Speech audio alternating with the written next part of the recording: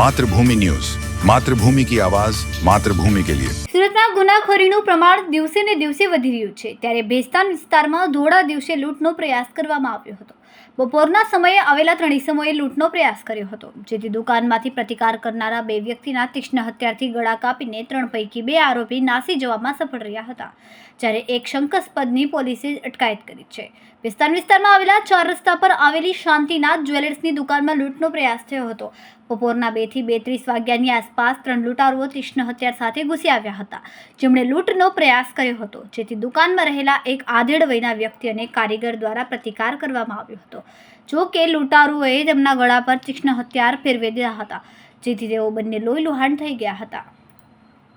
લૂંટના ઘટનાથી બૂમાબૂમ મચી ગઈ હતી, જેથી સ્થાનિકો દોડી આવ્યા હતા અને બંને ઇજાગ્રસ્તોને ગળાના ભાગે રૂમાલ બાંધીને હોસ્પિટલ ખસેડ્યા હતા. 3 લૂંટારા પૈકી એકને ઝડપી લીધો છે. આજ રોજ બપોરના 2:30 થી 2:45 વાગ્યાના સમય દરમિયાન એક લૂંટની કોશિશનો બનાવ ભેસ્તાન પોલીસ સ્ટેશનની હદમાં બનેલો છે. આ જે બનાવ જે છે એ ભેસ્તાન 4 રસ્તાની બાજુમાં શાંતિનાથ જ્વેલર્સ કરીને એક શોરૂમ છે, એ શોરૂમમાં બનાવ બનેલો છે. બનાવની હકીકત એવી છે કે આ જે જ્વેલર્સના માલિક શાંતિલાલ લાલચંદભાઈ શાહ અને એમાં જે કામ કરતા બંસીલાલ ગુર્જર, આ બંને ત્યાં હાજર હતા. એ દરમિયાન ત્રણેક કિસ્સામાં આશરે 30 થી 35 વર્ષની ઉંમરના ત્યાં આવ્યા અને એમને ચાંદીના દાગીનાઓ જોવાનું કહ્યું. એટલે ચાંદીના દાગીના જોતા હતા.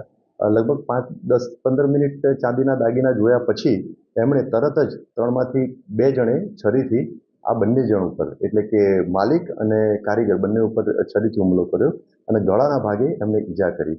ત્યાં ઝપાઝપી દરમિયાન આ 3 આરોપીઓ છે, ઝપાઝપી દરમિયાન પછી ભાગી ગયા. તો આ 3 આરોપીમાંથી એક આરોપી ભાગતો હતો, તો લોકલ પબ્લિકના માણસે એને પકડી અને પોલીસને હેન્ડઓવર કરેલો છે અને અન્ય 2 ઇસમો, અન્ય 2 જે આરોપી હતા એ ભાગી ગયેલા છે. આ જે શાંતિનાથ જ્વેલર્સના માલિક શાંતિલાલ લાલચંદભાઈ શાહ અને બંસીલાલ ગુર્જર, એ બંનેને ગળાના ભાગે ઈજા છે. એ બંનેને સુરતની એપલ હોસ્પિટલમાં સારવાર અર્થે મોકલી આપવામાં આવેલા છે અને આ બંને પૈકી શાંતિલાલ શાહની ફરિયાદ લેવાની અત્યારે કાર્યવાહી ચાલુ છે અને જે આરોપી અત્યારે પોલીસ કસ્ટડીમાં જે છે એને લઈ અને બીજા 2 આરોપીની શોધખોળ કરવા માટે એક ટીમ પણ રવાના થઈ ગઈ છે.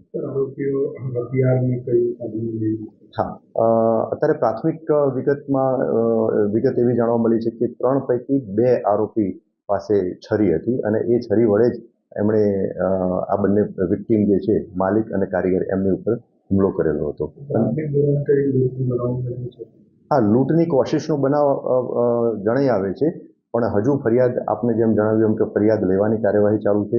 ફરિયાદ લીધા પછી એક વખતે ત્યાં જ્વેલરી શોરૂમમાં પણ અમે વેરીફાઈ કરશું. એના પછી જે સાચી હકીકતો જે છે એ બહાર આવશે, પણ પ્રાઇમા ફેસી કહી શકીએ કે લૂંટની કોશિશનો બનાવ બનેલો છે. મારું નામ અખિલેશ છે.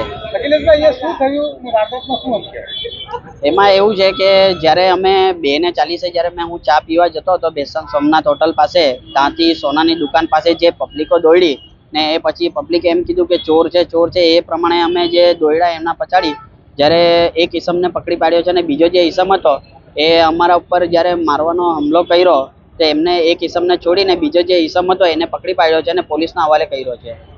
આશરે કેટલા માણસો હતા? આશરે તો 2 થી 3 માણસ હતા. જી, હથિયાર હતું. બંને પાસે હથિયાર હતું ને બંનેઓના છરીમાં લોહી લાગેલો હતો ને મરચાના ભૂકા બી હતા એમની પાસે. જી, ઈજા થઈ છે. બંનેઓમાંથી એકને એટલી ખરાબ સિચ્યુએશન છે અને બીજાને તો થોડુંક સારું બી છે. તો બંનેઓને ઈજા થઈ છે. ગળામાં ચપ્પુનો ઘાવ માર્યો છે. ના, લૂંટપાટ કરવાનો પ્રયાસ કર્યો પણ એ લોકોથી થયું નહીં. પબ્લિક બૂમાબૂમ પાડવા લાગી તો એ લોકો ભાગી મૂક્યા. જી, એક જણ પકડાયો છે.